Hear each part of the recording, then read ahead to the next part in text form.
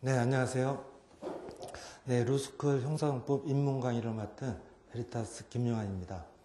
앞으로 6회에 걸쳐서 특히 비법대생들 분들 최소한의 형사소송법의 전체적인 절차가 어떻게 돌아가고 또 어떤 영역에서 여러분들 선택형이나 또 사례형 형태에 나오는지를 조금이라도 도움이 될까 해서 학원과 함께 이 강좌를 개설하게 됐습니다.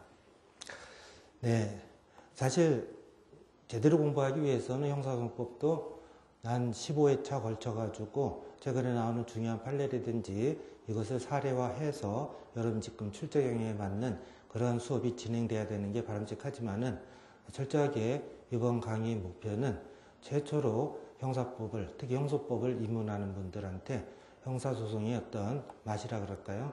이걸 갖다가 여러분들에게 전달드리고 혼자 나중에 또 공부하는데 도움이 될까 싶은 마음에서 감히 이 강좌를 맡게 되었습니다. 네, 다른 실제법과 달리요. 근데 신동훈 교수님 간추린 형사소송법이 이제 교재를 사용하고 있는데요. 첫 페이지 보시면은 3페이지요. 형사소송법의 기본 개념, 그 다음에 형소법의 의의와 성격에서 접근을 하고 있는데 일단은요, 우리 실제법과 달리 형사소송법은 절차법의 하나에 속하기 때문에 이 절차, 이게 관건입니다.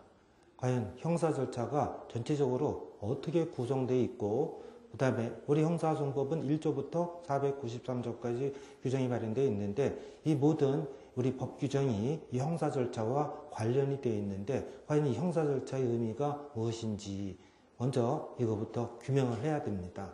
그래서 3페이지 보시면은 이렇게 되어 있죠. 형사소송법과 적법절차 원칙에서 첫 번째 단락 보시면은 형사 절차를 규율하는 국가의 법률 체계이다. 여기서 형사 절차란 첫 번째 줄이죠. 범죄에 대하여 국가형벌권을 실현하는 절차 해서 둘째 줄 형사 절차는 범죄 수사, 범인의 검거, 공소 제기, 공판 절차, 유무죄의 선고, 형 집행 등으로 구성이 되는데 이 부분에 대해서 잠깐 보충 설명을 하도록 하겠습니다. 철저하게요, 형법이나 특별형법을 전제로 해가지고 논의가 되는 학문이 형사소송법입니다. 그러니까 실제법을, 특히 형법을 적용 실현하기 위한 절차에 관한 법률 체계가 형사소송법이니까 결국은 형사 절차가 어떻게 구성되어 있는지 큰 틀에서 여러분들이 항상 머리에 이미지로서 두고 어떤 문제가 나올 때 어떤 법 규정이 우리 형사 절차 중 어디에 해당되는 것인지 이건 여러분들이 기계적으로 몸에 체득을 해야 될 부분일 겁니다. 앞으로 계속 말씀드리겠는데요. 동그라미 그립니다. 하나의 사건을 제가 그립니다. 우리 형법 같은 경우는 법인이죠. 범인의 어떤 행위가 범죄 성립에 해당되는지 등을 규명하고 하는 것들이 실제법, 형법인데 반해서 형사소송법이라는 것은 이러한 사건을 전제로요. 사건이 난 걸 전제로 해서 범인을 확보한다든지 이건 여러분이 상식적으로 알고 있을 거죠. 증거재판주의라는 걸 좀 들은 분은 있을 겁니다. 우리 형사소송법 307조 1항에 보면 이렇게 규정이 되어 있습니다. 네, 사실의 인정, 증명의 의미입니다. 증거에 의하여 한다. 이걸 갖다가 통상 증거재판주의라고도 하고 강학상 범죄될 사실을 의미하는 겁니다. 범죄될 사실 등은 시간이 좀 지연되는 한이 있더라도 증거에 의해서 반드시 증명해야 된다는 걸 증거재판주의라고 하는데 여기서 좀 버겁더라도 여러분들 몸에 배워두세요. 여기서 우리 307조 1항에서 얘기하는 증거는 이런 증거를 얘기하는 겁니다.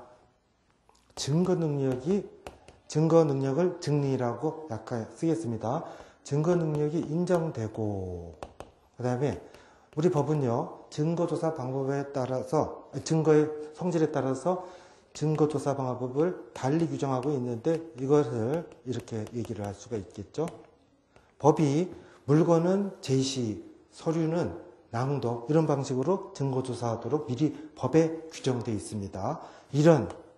이런 절차를 거친 증거에 의해서 범죄될 사실. 예컨대 여러분 형법 공부하신 분은 알겠죠? 범죄 성립 3요소가 구성요건, 해당성, 위법성, 책임성이 있죠? 이렇게 구성요건에 해당하고 위법 유책한 사실이라면 객관적 사실이건 법이나 고의나 공모운동 중의 공범과 같은 주관적 구성요건 요소건 간에 항상 증거에 의해서 증명을 해야 된다. 특히 자, 요거는 아무리 강조해도 지나치지 않는 거죠. 증거법에서 증거 능력은 증명력에 논리적 전제되는 개념입니다. 여러분이 조금이라도 실제법, 민법 같은 거 공부하신 분은 알 거예요. 증거 능력과 증명력은 엄격히 구별을 해야겠죠. 민법에서 얘기하는 행위 능력, 당사자적 능력, 당사자적 민소에서 얘기하는 거, 그 다음에 증명력. 이거는 형사소송법에서는 반드시 엄격히 구별해야 된다는 의미에서 저는 준별이라는 표현을 쓰는데, 증거 능력이라는 것은 우리 통상 법학에서 얘기하는 증거가 될 수 있는 법률상 지위 자격이 있는지의 문제를 증거 능력이라고 그러고, 증명력이라는 것은 그 증거 능력이 있는 전제로 과연 믿을 수 있는 증거인지. 이 증명력은 민사소송법에서는 뭐라 그런다? 증거의 실질적 가치, 또는 다른 말로 뭐 신용성 또는 신빙성, 거의 뭐 유사한 개념으로 써도 됩니다. 더 쉬운 얘기로는 증거 능력 있고 법정 증거조사 거친 증거가 과연 이게 믿을 만한 것인지 판단하는 게 증명력이기 때문에, 자, 논리적 순서로요. 증거 능력이 없는 증거는 증명력 판단할 필요도 없어요. 이해되시나요? 고문에 의한 경찰 자백이라고 생각해 봅시다. 고문에 의한 경찰 자백은 우리 좀 이따 말씀드리겠지만, 우리 법이 고문에 의한 자백은 자백 배제 법칙이다 해서 증거로 사용할 수 없도록 증거 능력을 제한하고 있기 때문에, 이처럼 증거 능력이 없거나 이러한 증거 등은 애시당초 법원의 자유심증의 대상, 즉 믿을지 안 믿을지의 증명력 문제도 발생하지 않으니까, 양자 관계는 증거 능력은 증거가 될 수 있는 법률상 지위 자격을 얘기하니까 증명력 판단의 논리적 전제가 됩니다. 쉬운 예로 영장주의 위반하여 결정적인 범행 도구 쇠파이프를 또 혈흔이 묻은 칼을 압수했다고 봅시다. 영장주의 위반. 영장주의 위반은 뭐죠? 위법하게 수습된 증거죠. 그것도 증거로 사용하면 안 되겠죠. 그 경우는 2단계에서 쫓겨나가기 때문에 믿을지 안 믿을지의 문제는 발생하지도 않아요. 다시 이쪽으로 와세요. 여기서 얘기하는 증거 능력 인정이 된다 하니까 우리 입법자들은요, 여러분들 상식적으로 들어본 거 있을 겁니다. 지금도 말씀드렸지만 우리 입법자는 어떤 여러 가지 이유 때문에 아예 증거로서 사용할 수 없도록 법이 미리 제한하는 법 규정이 몇 가지가 있어요. 자, 증거 능력 제한에 관한 법리가 3가지가 있습니다. 이번에 2007년도 법이 개정이 되면서 신설이 된 308조 2에서 적법한 절차에 따르지 않고 수집한 증거는 증거로 사용할 수 없다는 위수승 법칙, 영장주의에 반했다든지 진술거부권 고지하지 않고 자백을 얻었다든지 이런 경우는 여기에 해당이 돼서 증거로 사용할 수 없다. 우리 법 표현에 유죄 인정 증거로 사용할 수 없다 또는 증거로 사용할 수 없다, 이런 것들이 증거능력 제한 법리고, 가장 이게 일반적인 증거능력 제한 법리니까, 다시 말해서 위법하게 수습된 증거에 의해서 범죄될 사실을 인정, 증명이면 안 된다는 게 증거재판주의 한 내용입니다. 근데 우리 입법자들은 이거 외에도 54년도 형사소송법이 개정될 당시부터 1954년도 이 규정을 두고 있습니다. 또 309조. 이건 너무나 잘 아는 거죠. 피고인의 자백이 고문, 폭행, 협박, 구속에 부당한 장기와 기타 임의성이 의심스러울 때에는 증거로 사용할 수 없다. 이것도 증거로 사용할 수 없다 하니까 결국은 뭡니까? 증거 능력이 없다는 겁니다. 우리가 민법에서 얘기하는 행위 능력, 불법 행위 능력, 과연 단독 유혹한 완전 법률행위 할 수 있는 지위 또는 자격, 마찬가지로 증거가 될 수 있는 일반적 지위 자격을 능력이라고 하는데, 여기서도 고문 등의 한 자백은 증거로 사용할 수 없다 하니까 이거를 뭐라 그런다? 우리가 통상 자백 배제 법칙이라고 하는 겁니다. 이런 고문 등의 한 자백에서 의해서 범죄 사실을 증명해서는 안 된다는 겁니다. 또 세 번째 증거 능력 제한 법리가 있는데, 첫날부터 어려운 거 아닙니다.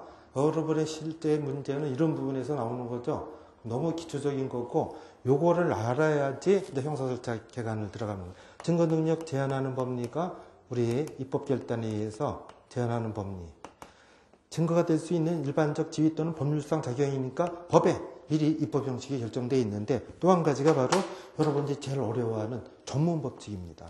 310조의 2에 보면은 말은 좀 어렵게 돼 있지만 쉽게 얘기하면 전문 법칙이라는 것은 직접 체험자가 법정에 보고하는 원본 증거, 오리지널 에비던스 또는 직접 증거만 원칙적으로 유죄의 증거로 사용될 수 있고, 전문 증거는 증거가 아니다 하는 게 전문 법칙입니다.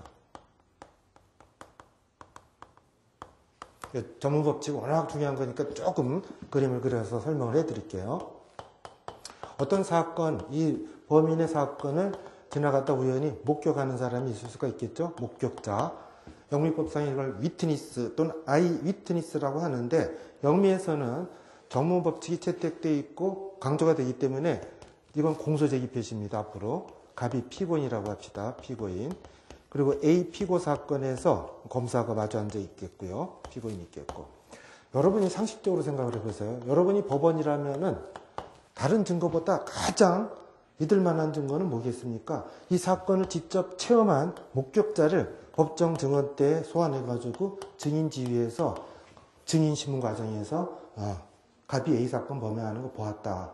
그죠? 이게 오리지널 에비던스, 직접 증거입니다.